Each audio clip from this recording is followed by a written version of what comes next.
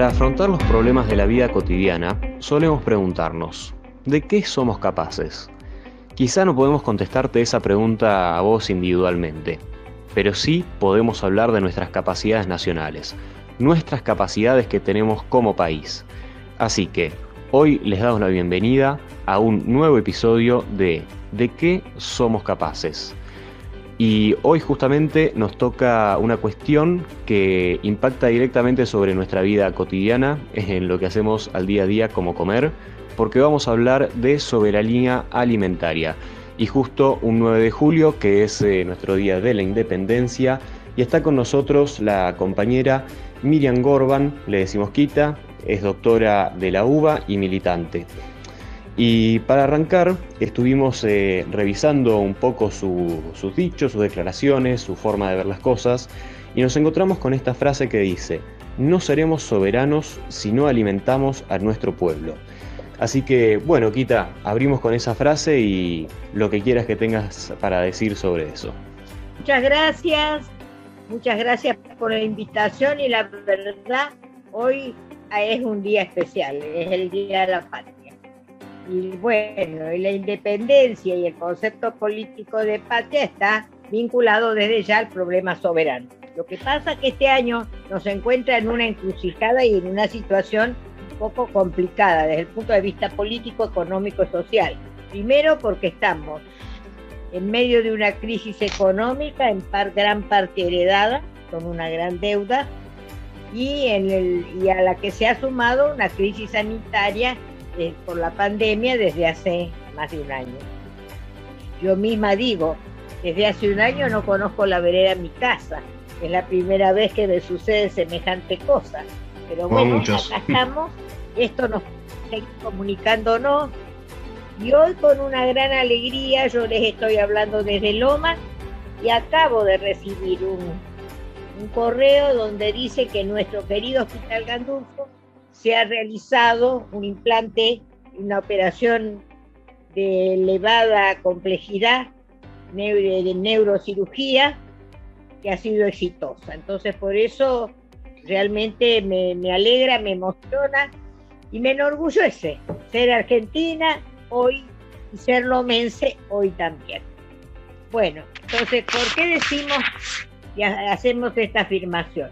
En realidad esta afirmación no es mía, es nada menos que de un señor que fue presidente de los Estados Unidos, que se llama George Bush, y dice que un gobierno que no es capaz de resolver el problema de la alimentación de su pueblo pone en serio riesgo su seguridad. Y cuando habla de seguridad se refiere a la seguridad alimentaria, no a la seguridad de los cañones a los que ellos están acostumbrados. Entonces, siendo un concepto que viene de Bush, es interesante porque es completamente transversal, digamos, en cualquier ideología, lo puede pensar cualquiera. Exacto. Entonces, ¿qué es lo que nos pasa? Precisamente cuando hablo de situación compleja para nosotros, hablo de esto, de esta contradicción que se da en un país capaz de producir alimentos, productor de alimentos, pero con una situación y una ley de emergencia, con una situación del 40% de su población en la pobreza y un 60% de niños en esa misma situación de carencia. Entonces, estas son las contradicciones y parten de un concepto fundamental que nosotros analizamos en la Cumbre Mundial de la Alimentación en Roma en el 96, cuando aparece por primera vez de la mano de Vía Campesina, el movimiento social, el concepto soberano, de soberanía alimentaria. Y allí se decía dos cosas fundamentales. La alimentación o el alimento no puede ser usado como herramienta de dominación de los pueblos.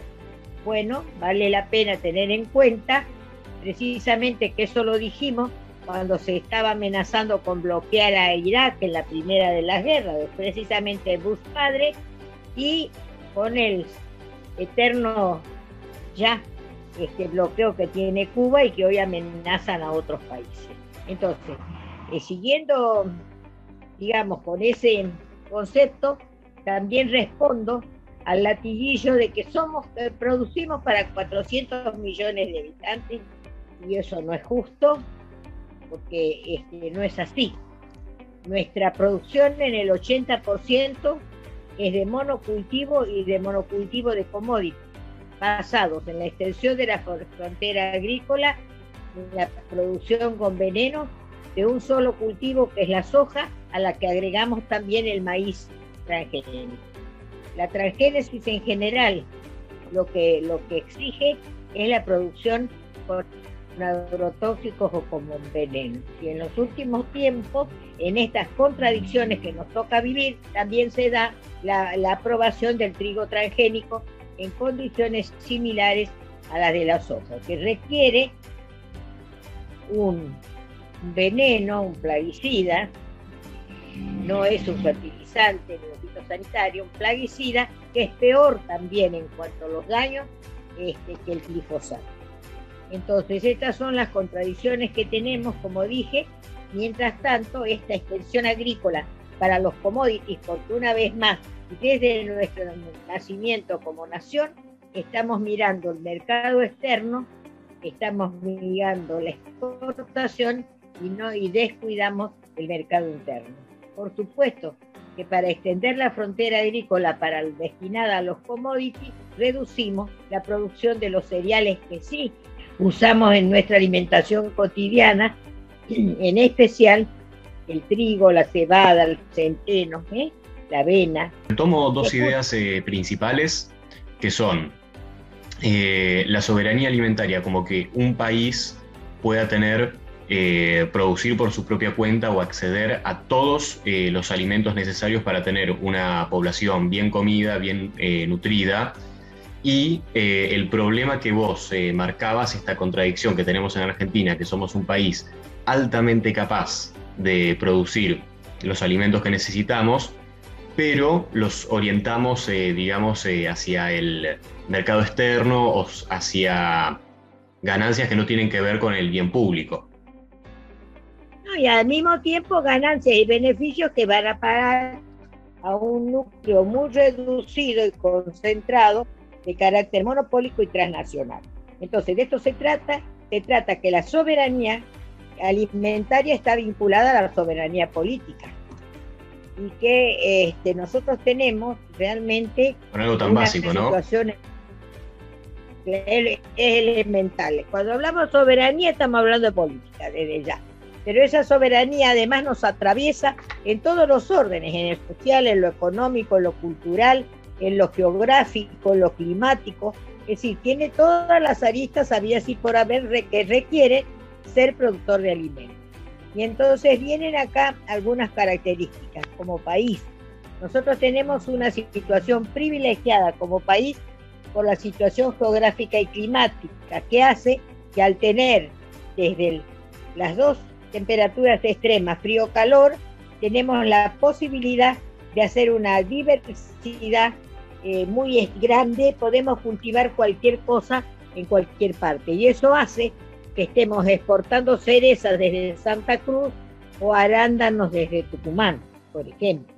Entonces, si esto abre también la posibilidad de que, pensando en la exportación, también pensemos que es necesario dejar de lado y de ser la república sojera y convertirnos en una república soberana capaz de producir alimentos sanos, seguros y soberanos, porque todas sus condiciones así lo permiten. Y entonces, de solo pensar en la infinidad de productos que se cultivan en las distintas regiones, vas a Cuyo y hay una variedad de alimentos, vas al norte, a la Patagonia y te encontrás realmente con una diversidad increíble en la producción. Sin embargo, nosotros subestimamos nuestras posibilidades y nuestras capacidades. Incluso subestimamos lo que nosotros producimos. Por ejemplo, yo estuve en Europa hace unos años y me llamó la atención las góndolas de las verdulerías y de los supermercados tenían un lugar de exquisiteces, y las exquisiteces se llamaban tunas, higos, granadas, moras, todo eso que acá lo comen los loros, porque nuestra concepción y nuestra visión de las frutas, por ejemplo, se limitan a tres: a la manzana, a la banana y a la naranja. Y todo lo que es frutas que nosotros producimos, tanto en el frío como en el calor, en las zonas tropicales o en la zona más fría, la subestimamos totalmente. Entonces esto es lo que tenemos que revalorizar, estimulando la producción regional de acuerdo a estas características geográficas y climáticas que señalo, y al mismo tiempo chocamos con dos grandes problemas que afectan a la economía de nuestro país. Una, que nace desde que somos país y nos mantenemos en el régimen feudal de tenencia de la tierra. Seguimos con latifundios. No hay país en el mundo que pueda darse el lujo de decir que hay un solo dueño para 1 millón de hectáreas, que no produce nada o que no sabemos que produce ni para quién ni cómo, de la misma manera que persisten los grandes poseedores de tierra, los grandes señores latifundistas, que necesitan hoy, porque miran las ganancias especulativas de producciones como la de los commodities, que se hacen solamente en extensión, que no en pequeñas parcelas. Y nosotros como país, y viendo el mercado interno, necesitamos del pequeño productor, el que produce la lechuga, el trigo, la leche, que viene a nuestras mesas en forma cotidiana, y que para eso no necesita ni 1 millón ni 100.000 hectáreas. Pequeñas parcelas de 5.000, de 5 hectáreas, de 10 hectáreas, alcanzan, digamos, para producir y sembrar este enorme país, extenso y vacío, de cientos de miles de chacras, millones, dice Remo Bénica, que rodean a las ciudades y que logren esto que es necesario: la autosuficiencia alimentaria, pueblo por pueblo, ciudad por ciudad, región por región.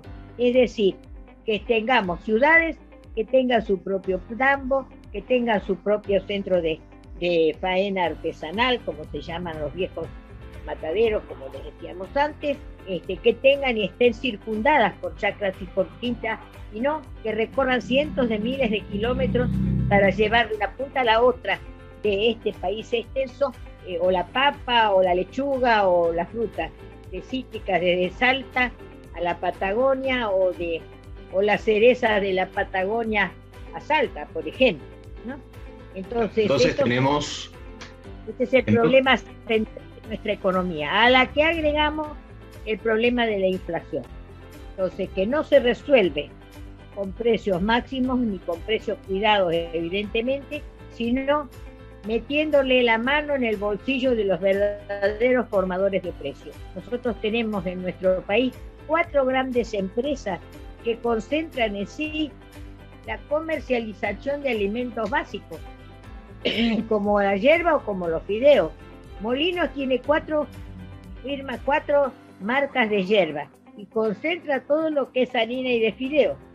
Y una sola tiene el azúcar, Ledesma. Bueno, la noticia de hoy: el señor Blaquier, dueño de Ledesma, además genocida, vuelve a tribunales, es decir, por los crímenes de lesa humanidad que se cometieron en la época de la noche del apagón y demás. Así que encima tenemos esto. Entonces, una sola firma tiene el aceite. Y cuando hablamos de molinos, abrimos la página de Google y se precian de ser responsables de la producción o la fabricación o la distribución o comercialización de la 4ª parte de los alimentos que constituyen la mesa familiar. Es decir, que ellos no se especializan en vino o en whisky o en coñac o en endivia, sino precisamente en harina, en fideo, en azúcar, en aceite, como estoy señalando. Entonces, hay 2 aspectos que señalabas que son los más interesantes. Por un lado, el aspecto social, que nos pone a una oligarquía concentrada enfrente de los pequeños productores que, si interpreto bien, estarían siendo como los grandes sujetos de este segundo aspecto interrelacionado, que sería una integración económica que tiene una parte productiva, de poder aprovechar integralmente la tierra que tenemos con distintos cultivos, adaptado cada uno a su región, cultivo y distintas actividades productivas de alimentos, y también la Claro, logística que implica conectar a las distintas áreas del país. claro, cuando yo digo la concentración monopólica y transnacionalizada, me estoy refiriendo a que 4 grandes empresas, miren las que voy a decir, aparte ¿no? del azúcar de Ledesma y del aceite de aceitera de esa, estoy hablando de Molino, estoy hablando de Arcos, estoy hablando de Nestlé, estoy hablando de Kraft. Cada una de ellas tiene cientos de firmas comerciales pequeñas que se fueron acaparando y apropiando. Por ejemplo, hace 2 o 3 días me acabo de enterar que quien tiene el monopolio de la leche, una sola empresa, que es la Serenísima, resulta que el paquete accionario mayoritario lo tiene Arcos. Miren ustedes, ya no Mayores, sino Arcos. Es decir, que las decisiones que se toman en el plano de los precios en toda la industria láctea la toma una empresa monopólica de otros alimentos como es Arcos, que no es solamente golosina, sino que ha ido avanzando en todo el plano de la alimentación. Y las empresas monopólicas actúan así, incluso se resisten a cambios y a transformaciones necesarias en beneficio de la salud, como es en este momento la oposición a la ley de rotulado, de etiquetado frontal, que está en debate, aprobado por senadores ya y que está en debate en diputados, ¿no? Entonces, fíjense, eso es muy importante. El martes se va a debatir en una audiencia pública, vale la pena estar atento a este debate, y están presionando porque no se resignan a adecuarse a las nuevas necesidades en beneficio de la salud de la población en su conjunto.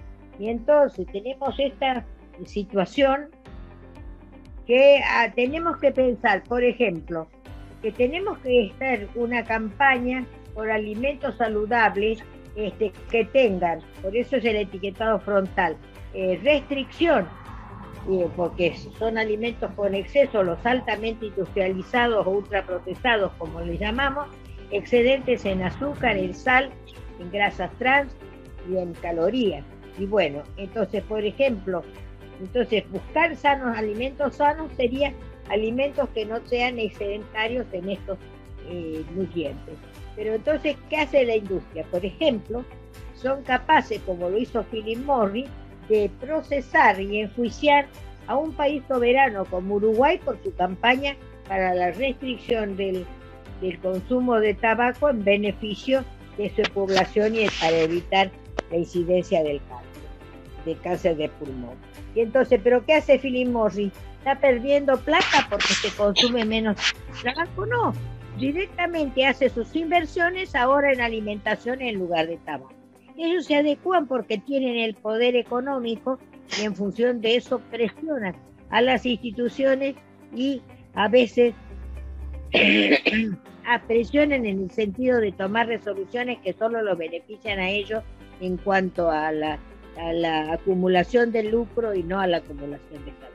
Entonces esto es lo que tenemos que considerar, y de esto hablamos cuando hablamos de soberanía. Hablamos de la autosuficiencia alimentaria. Nosotros no necesitamos cultivar tabaco, tampoco, pero sí necesitamos producir más verduras, más frutas. El estudio que han hecho mis colegas en determinado momento muestra que así como decimos, consuma 5 porciones de verduras y de frutas diarias, si esta recomendación se cumpliera, la disponibilidad de estos alimentos no es suficiente para abastecer a la población. Entonces, multiplicar las huertas y las quintas, subsidiar y apoyar la producción de estos alimentos, y para eso, además del problema inflacionario, es esto otro que señalamos, el acceso a la tierra. Entonces, apoyar un proyecto como el que está de Durañona en la provincia de Buenos Aires de acceso a la tierra, elaborado en común con la UTT, y de Leo Grosso en el mismo sentido, muestra que también a nivel parlamentario empieza a aparecer esta problemática que es común a todos los ciudadanos. Acá se nos acaba de sumar nuestro compañero del Grupo San Juan, Gonzalo González. yo quería profundizar en el rol que tienen los pequeños productores y los sectores, digamos, más alternativos de la economía, polo conjunto que está surgiendo, y en la parte de producción e integración logística. Después, Gonzalo, si querías comentar algo, hacer alguna pregunta, te escuchamos. Bien. Miriam, bueno, gracias por participar nuevamente, como te comentó antes. Sí, vos describís bastante la idea de la relación entre los actores sociales que están en pugna, y también pensando en escenarios futuros, dentro de esta idea que nosotros trabajamos de capacidades nacionales, dentro de la idea de políticas públicas que estamos trabajando. ¿Qué experiencias hay en el campo de la economía circular? Que vos empezaste a desarrollar y ¿qué experiencias se pueden tomar como decir, bueno, tenemos estas capacidades nacionales, ¿cómo las podemos poner en valor? ¿Qué experiencias de gestión y esta relación entre el consumidor más cercana al productor, ¿no? Porque es fundamental la intervención de los verdaderos actores sociales, son estos productores que son los verdaderos del campo, como se ha dado en algunos se arrogan ese derecho, que no es así. Entonces nosotros estamos a favor de la producción del pequeño agricultor, del agricultor familiar, que necesita el acceso a la tierra, uno de los problemas fundamentales de nuestro país, que necesita de no solamente el acceso a la tierra, sino de los créditos, de las herramientas fundamentales para poder cultivar y para poder producir y subsidiar, si es necesario, la producción de alimentos. Es necesario dejar de ser república sojera para ser repúblicas de alimentos soberanos que alimenten y que nos curen y nos atiendan a todos. De esto se trata, y para esto necesitamos las dos cuestiones fundamentales: el acceso a la tierra y controlar el tema de la inflación, que no se resuelve con precios máximos y precios cuidados solamente, sino con medidas estructurales que metan la mano en el bolsillo de los verdaderos tipos que son los formadores de precios, como les decimos, y que están altamente concentrados. Entonces, a esto le tenemos que agregar también el derecho a la información. ¿Por qué? Porque no sabemos lo que comemos. Entonces hay una ley que regla cómo debe ser la información de los productos altamente industrializados, los productos que se etiquetan.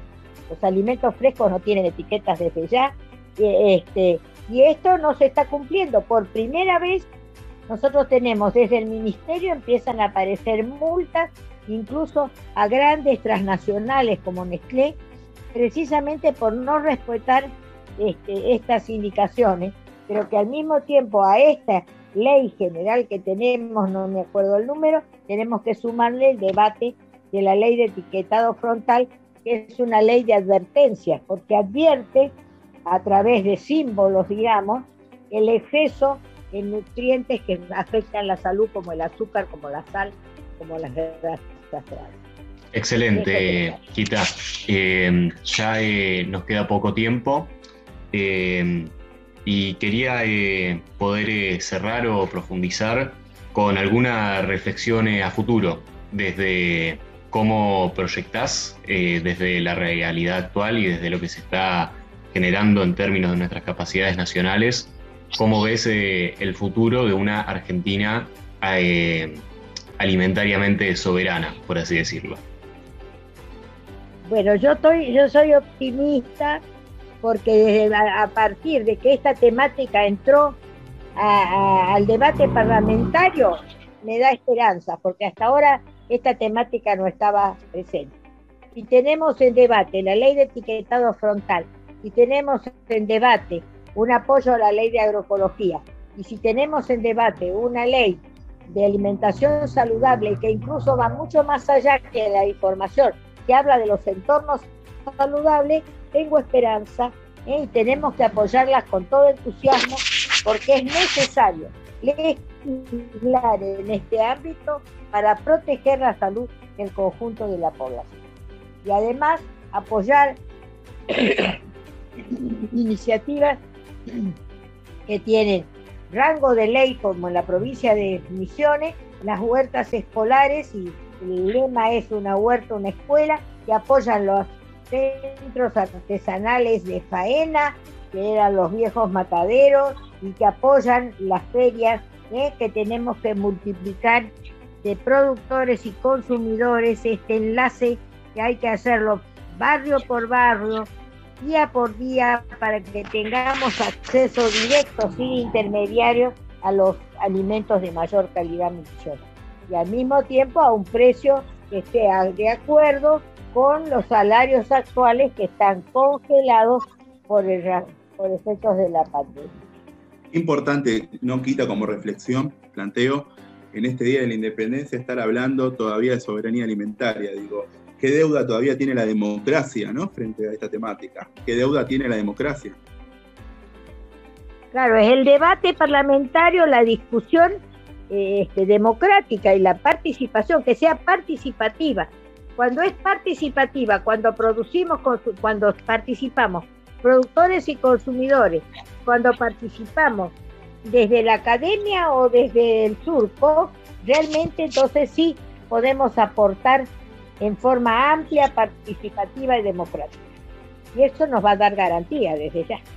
Totalmente, traigo esta idea de redes de políticas, ¿no? Redes de políticas, la academia, el sector productivo, los actores centrales que definan el sentido de las políticas. Pero por supuesto que sí, por supuesto que sí.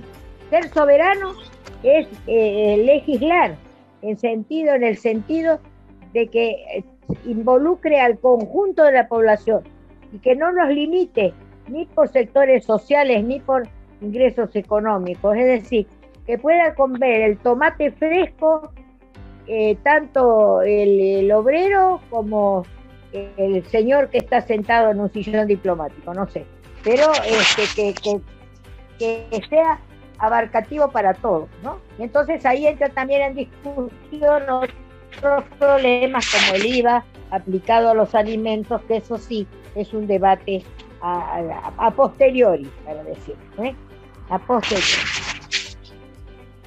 Bien, parafraseando a Bertolt Brecht, que decía que hoy en día tenemos que discutir hasta lo obvio, creo que es un gran aporte lo que nos trajo Kita para hoy.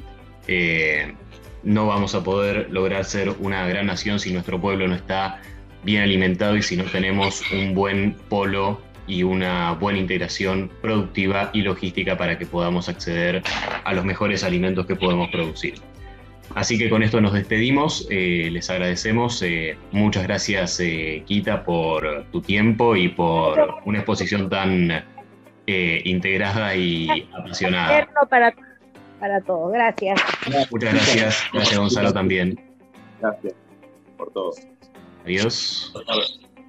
Nos vemos la próxima.